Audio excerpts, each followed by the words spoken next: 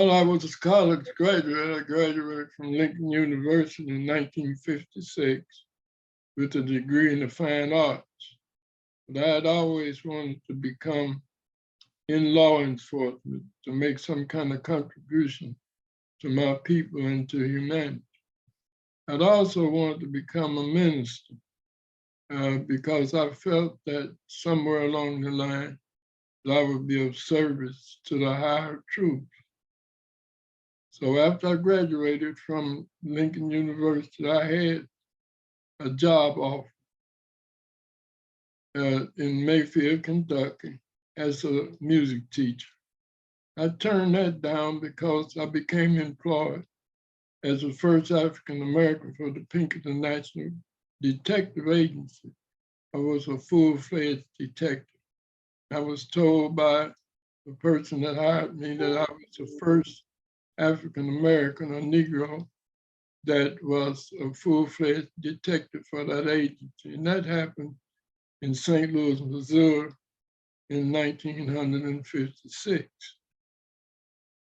I spent about a year with Pinkerton. They trained me very well in the camera technology and investigative procedures.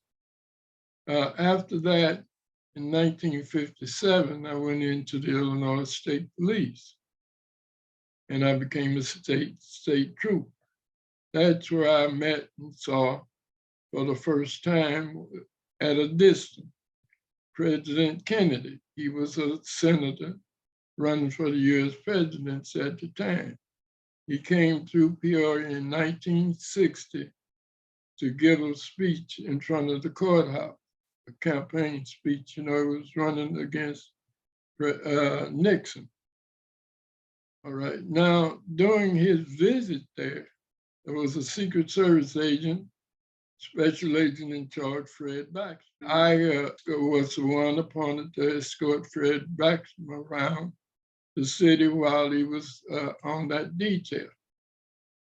During our conversation, I asked Fred Baxter whether or not they had any Negro Secret Service agents.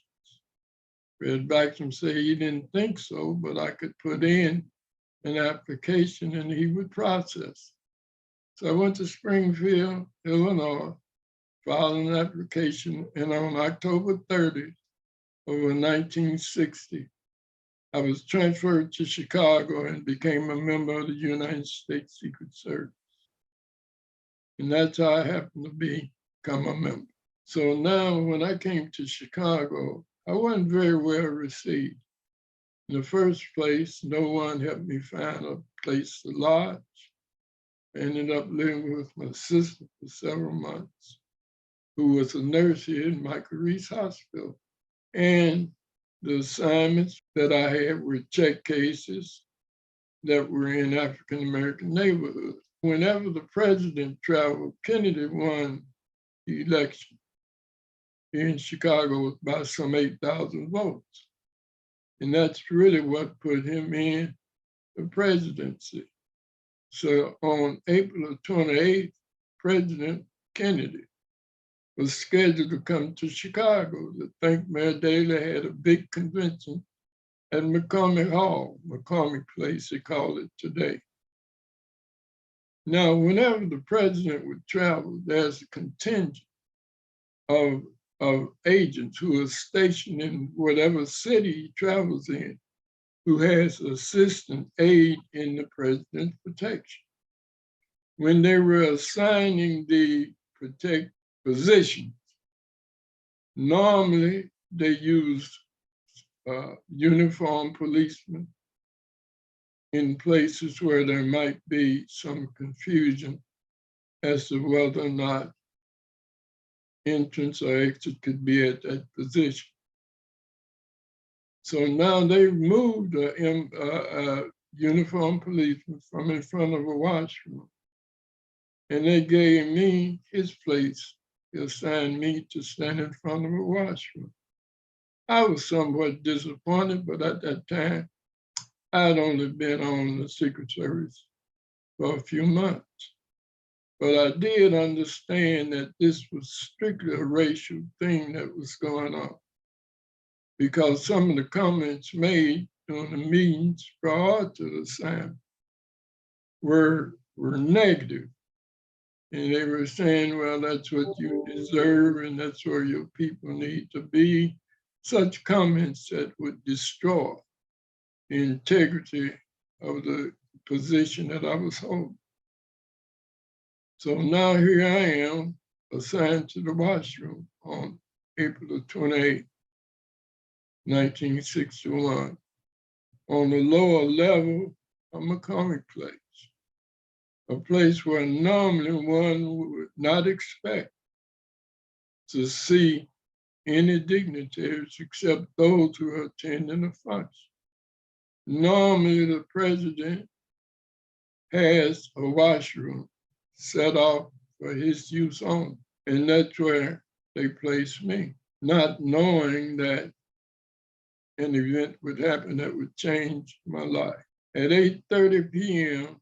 on April 28, 1961, a motorcade pulled up in front of McCormick Place. And me standing on the lower level was one flight down from where the motorcade was, entrance to. And I was straining my neck trying to see the President of the United States because he had impressed me with his sincerity and ambition for the American people. When I looked up the steps, I was surprised to see the president coming down the steps.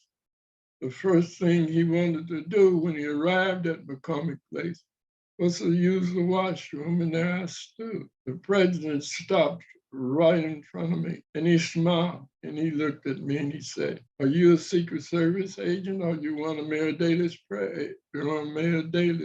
profession?" I said, "I'm a Secret Service agent, Mr. President." One of the agents, Richard Jordan, said his name is Abraham Bolden. He's stationed in Chicago. President and I are in a hand grip all during the conversation. He wouldn't turn my hand a little. And he looked in my eyes and he smiled. And he said, "Mr. Bolden." And that's what he called me from then on. Whenever he saw me, it was Mr. Bolden. I present to you the President of the United States, John Fitzgerald Kennedy.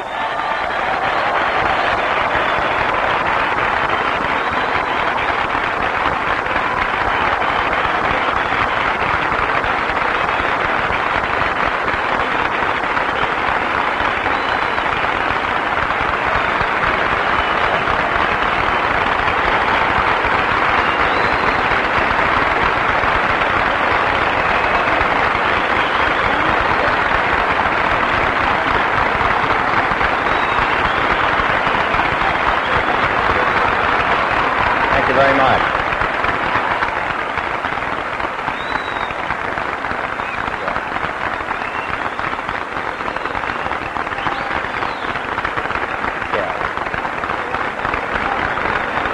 Thank you. The Mayor, Mayor Daley, Governor Kerner, Senator Douglas, Congressman Dawson, Chairman Cullerton, Alderman Keene, members of the Congress, ladies and gentlemen. I appreciate your generous welcome. This year I expect to attend 2 Democratic dinners, one in my home of Boston, Massachusetts, and the other in my second home of Chicago, Illinois.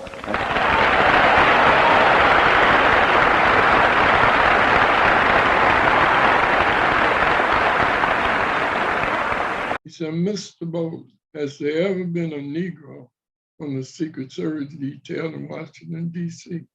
And I said, "Not to my knowledge, Mr. President." And he looked very sincere and he said, "Would you like to be the first?" I said, "Yes, sir, Mr. President." So you can see that there was a cosmic event going on there. Here was the President of the United States inviting me as Negro Secret Service agent in front of a washroom of all places to march into American history, to be a credit to my people, to do some of the things that I had dreamed about doing. And that is to find some avenue in which to help uplift fallen humanity.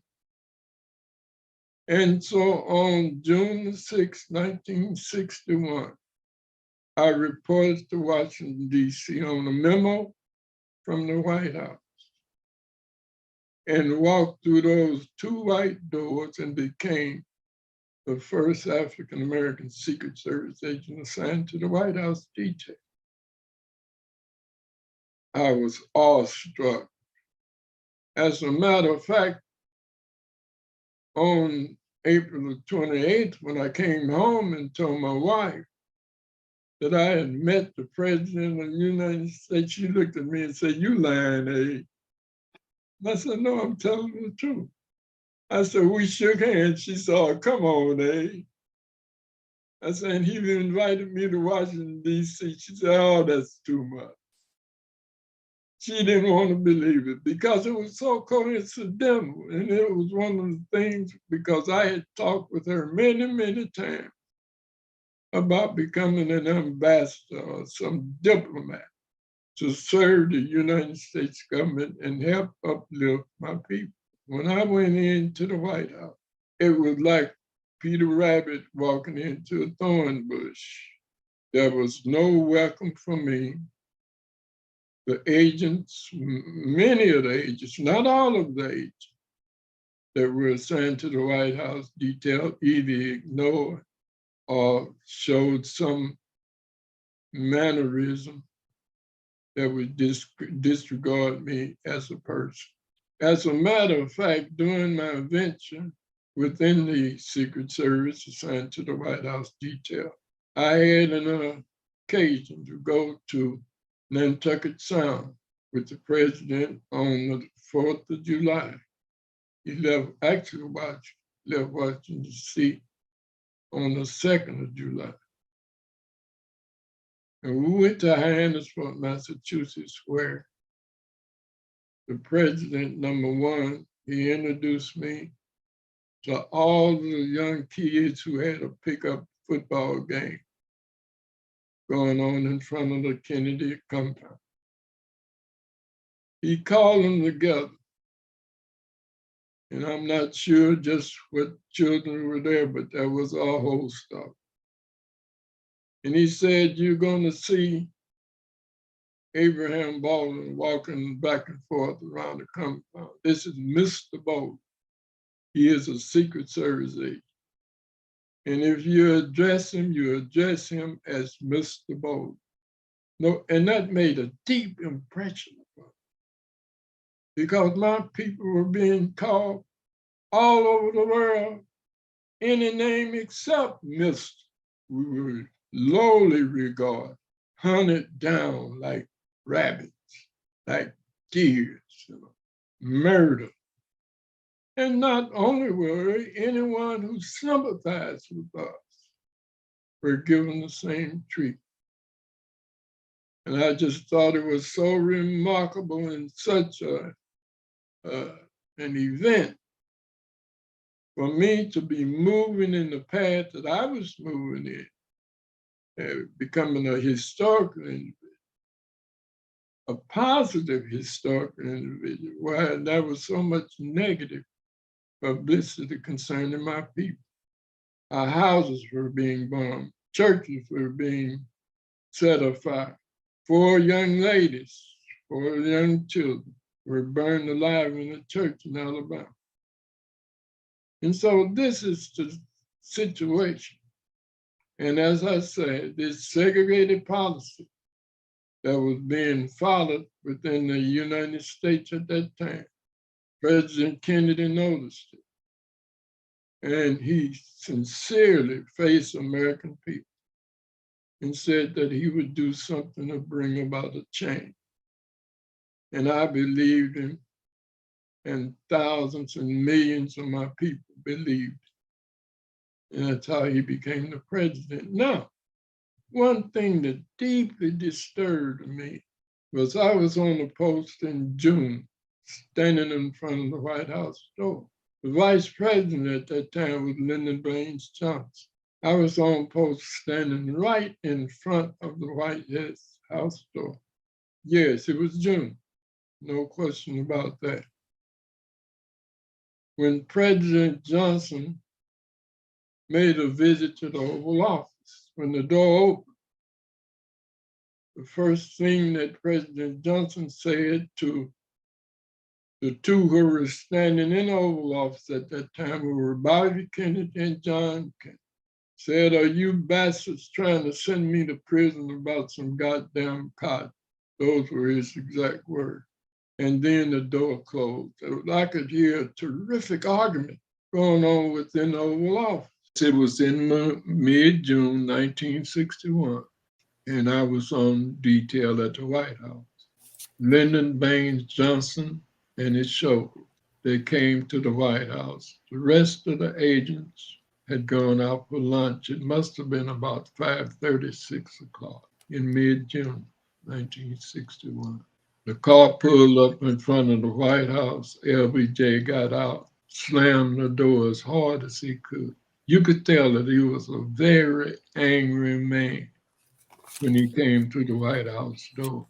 I happened to be sitting in the Secret Service office because I thought that the president was upstairs in his living quarters. So I followed President Johnson because that was one of my duties, to make sure that he was safe also. I followed him. He went into the Oval Office. Inside the Oval Office was Bobby Kennedy and John Kennedy, the President of the United States. There was a tremendous argument between the three of them. And Johnson was heard using vulgarities to the top of his voice. "You bastards had better stop fucking with me, you motherfuckers." He made a statement. And his face was red. It was puffed up like a person who sincerely was. When he alighted from the Oval Office, he threatened the president.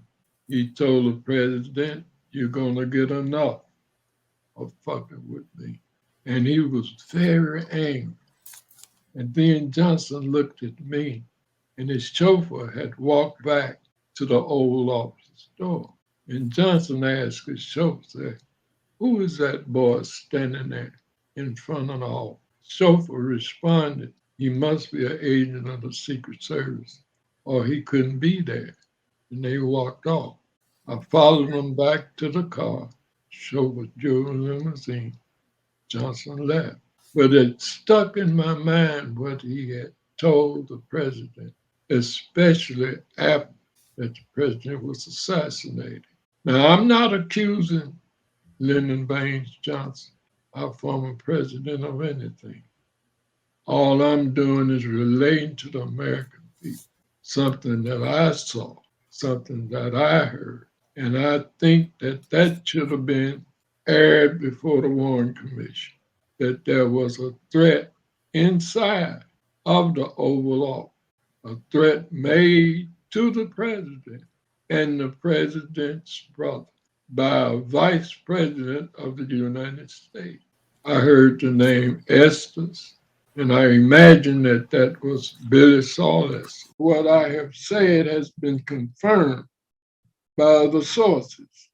Now I can speak on it with some type of credibility. When I brought this before Chief U.E. Bowden and Inspector Tom Keller, none of them wanted to believe that I had overheard what I overheard. None of them wanted to consider my opinion that there was a serious rift between President Johnson and Kennedy that could lead to the assassination of a president of the United States. I cannot confirm that Johnson had anything to do with James Rowley becoming the chief of the United States Secret Service, because Rowley was already in charge of the White House detail. He was chief of the White House detail division of the Secret Service. Now, when I discussed this matter with Chief U.E. Bowden, I had no idea that he was about to retire. Now, when he retired, President Kennedy was still alive. So President Kennedy is the person responsible for when James Rowley is chief of the Secret Service. Now, I'm not saying he appointed him, specifically. What I am saying that it was under Kennedy's administration. Huey Bauman retired shortly after our discussion, as a matter of fact. And after Huey Bauman retired and James Rowley was appointed as chief of the entire Secret Service, he had authority and he had the permission to view many of the conversations that I had had a former chief of the Secret Service about the undoing of duty of James Rowley, who now has a building named after him in Washington, D.C.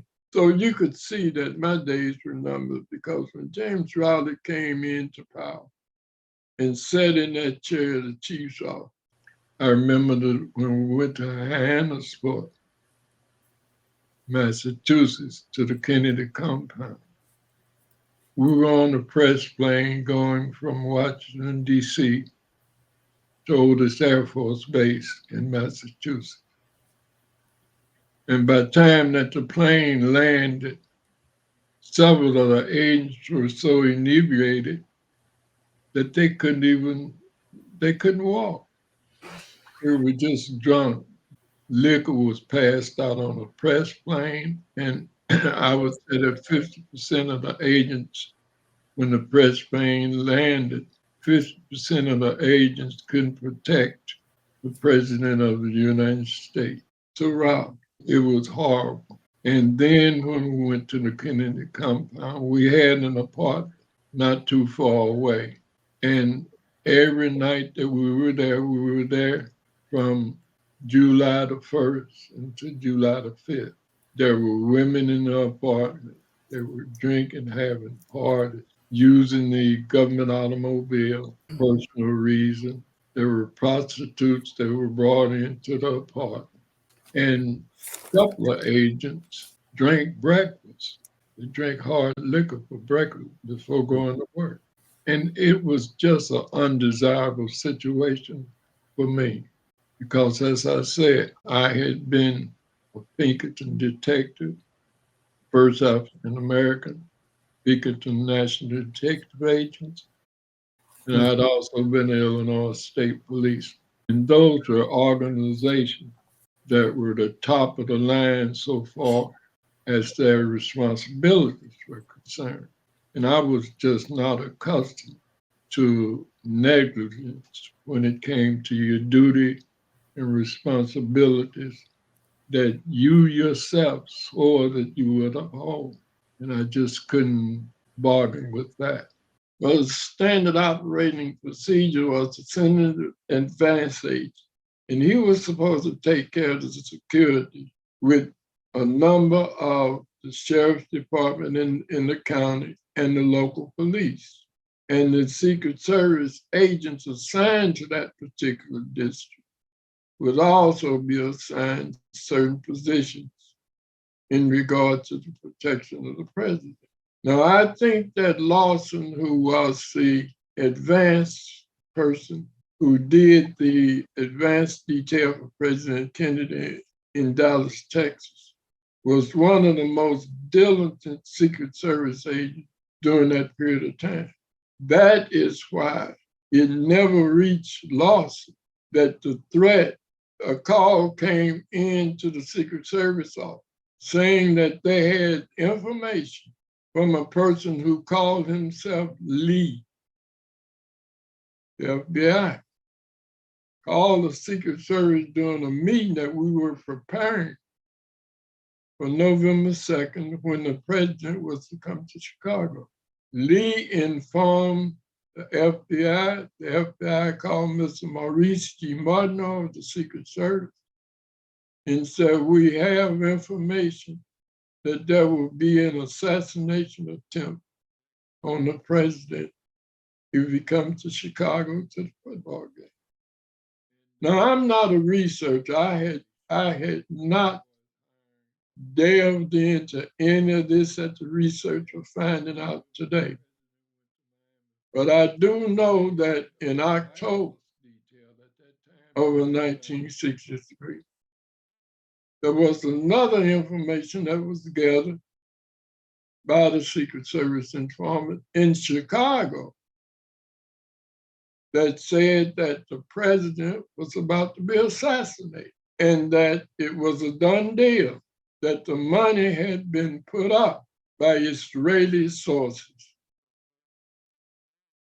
Most aggravating thing that happened to me was the Secret Service had this information. Hannahsport, Massachusetts. I was engaged in a conversation with President Kennedy and Bobby Kennedy. Now, the normal head of the detail, who was Stu Stout,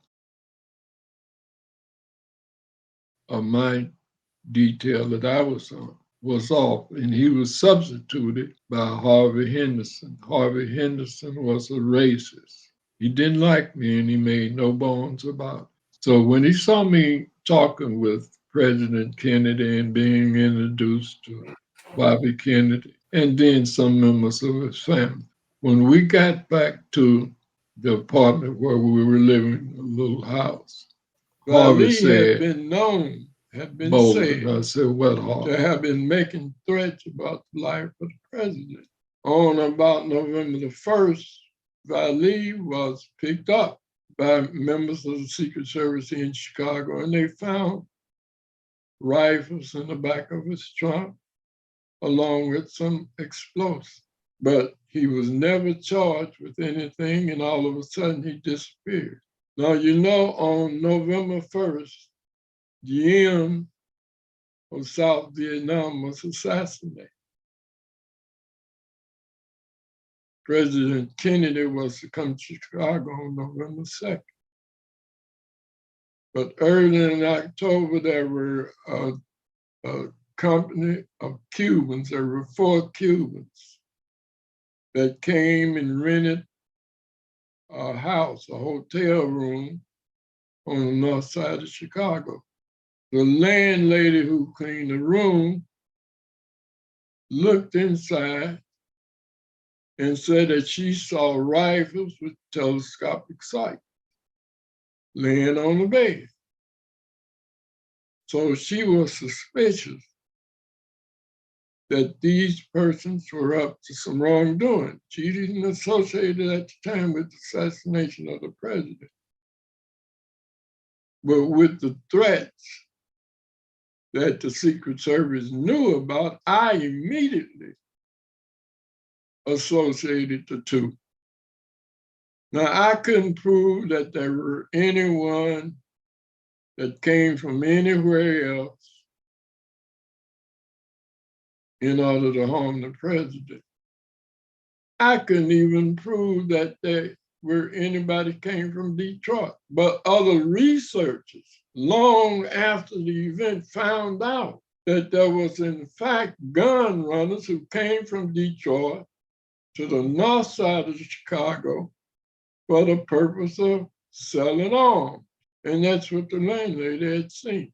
They did have every overpass coming from O'Hare Airport all the way into Chicago, some 9 or 10 miles. They put a police car, a patrol car, on every over or underpass leading into Chicago to the Conrad Hilton Hotel. They wouldn't have done that without the warning, because you have to understand that, number one, the president was traveling then in a steel top car. When he came here, he was in a steel top car when he came back here in 1963. The warning that we had received, some of the agents did not take it serious. But me, when I was matching up with the fact that Diem had been assassinated, and Diem and Kennedy was trying to work something out about Vietnam.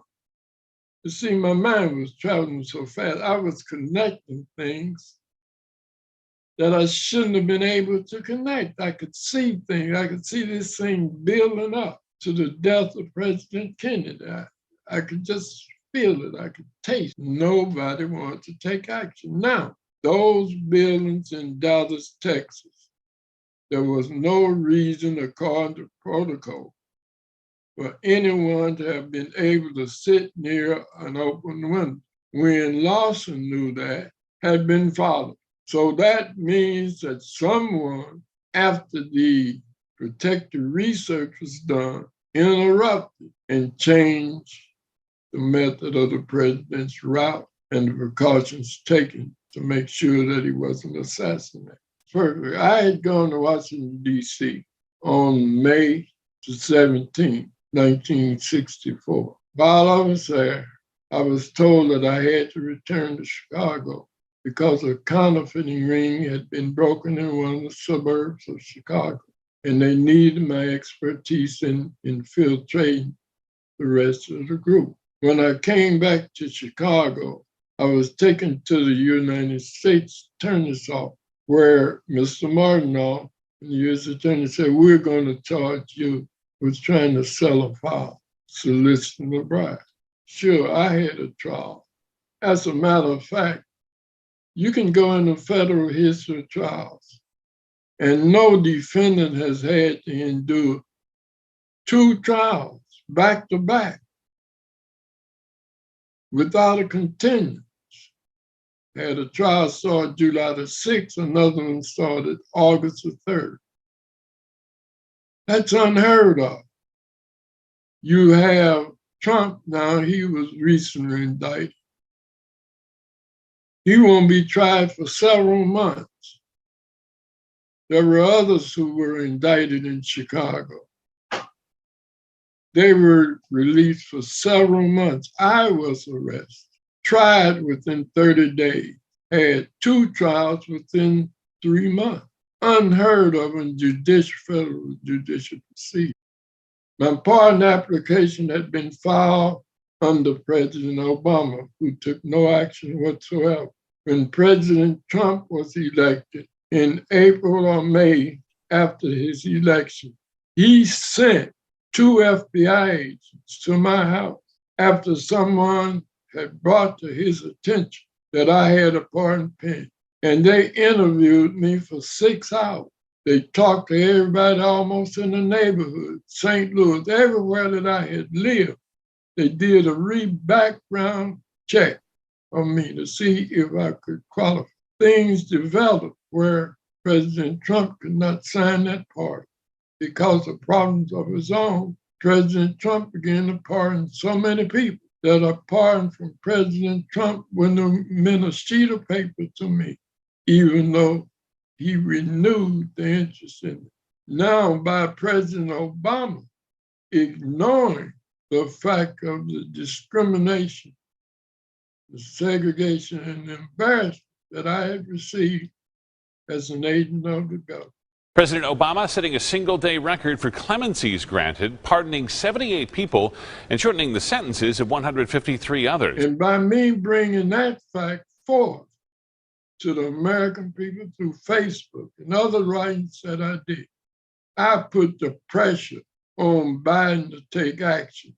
I put the pressure on him through President Obama. I went to the newspapers here in Chicago. Mayor Mitchell of the Sun-Times took up my fight and was belaying how awful it was that President Obama hadn't taken any action, had not even answered one letter concerning the pardon. They put the pressure on Obama because they had an election coming up and they wanted it stopped after Biden pardoned me, because of the pressure that people like Mayor Mitchell of the Sun-Times put on my case and the injustice. Biden gave me a pardon, and we asked for a pardon because of innocence. That's the only way that I would accept the pardon.